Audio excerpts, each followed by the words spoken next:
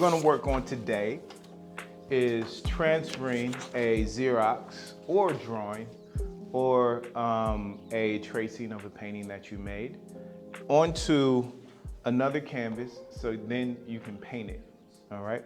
So the technique we're gonna do is we're going to apply a thin layer of soft graphite or chalk on the back of our image, right? Essentially turning it into tracing paper or carbon paper, right?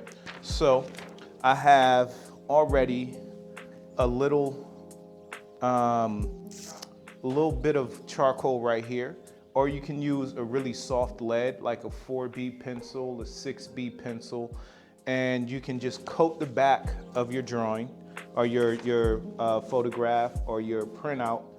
And so I'm gonna do that right now. Sprinkle it on the back and then just rub it around every part of the surface that I want to transfer over, okay?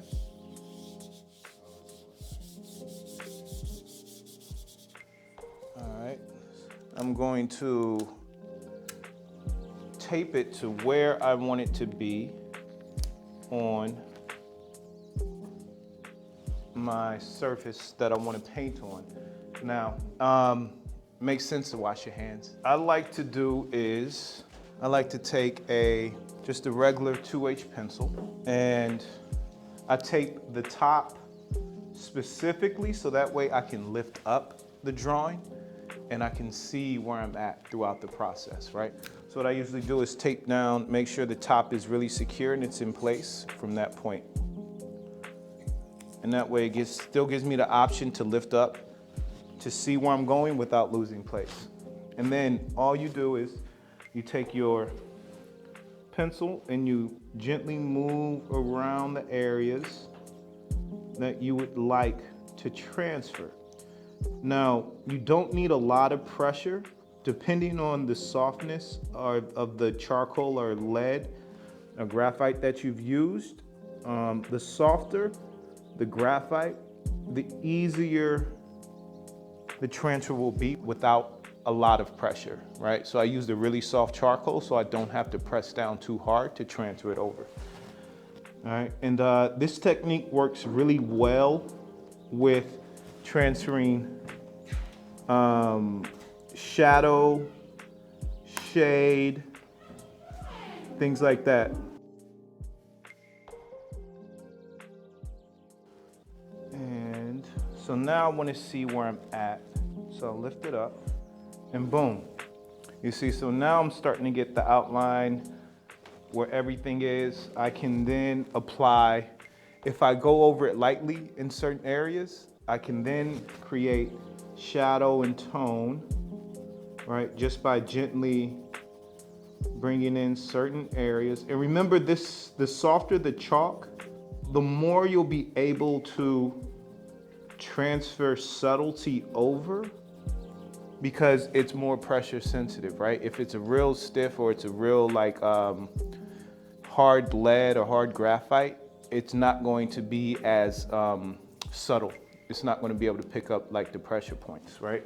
So as you can see, now I'm creating the shadow and tone within that transfer just based off of loosely creating where the shadow is going to be on the figure. So then I can articulate a lot of the muscle definition, a lot of the wrinkle in the clothes, right? So you can take care of a lot of the drawing issues off bat, and now you can start to focus on just painting, right? But this is also good if you have a drawing and you want to transfer that drawing over to another surface. This is the technique that you can apply in that process as well. So, right, so as you're doing this, you're paying attention to, oh, there's a wrinkle right here that's a little hard to see from this back end, right? So let me take a mental note of that. And then anything that you might find difficult to see once the entire image is removed, I'd say put that into your drawing, right? If you think this is going to be a difficult thing to redraw, or this is something that's really essential to capture, put that into the initial sketch, right? So I'm able to start just building up the transfer more and more as I take my time, right? Pay attention to the smaller details. I really like the details in things. I use this process a lot for different applications. It's really nice to collage with, right? It's really also nice to create other images out of collage, right? Say you had 3 images you wanted to combine, and then you could glue those on to one sheet of paper.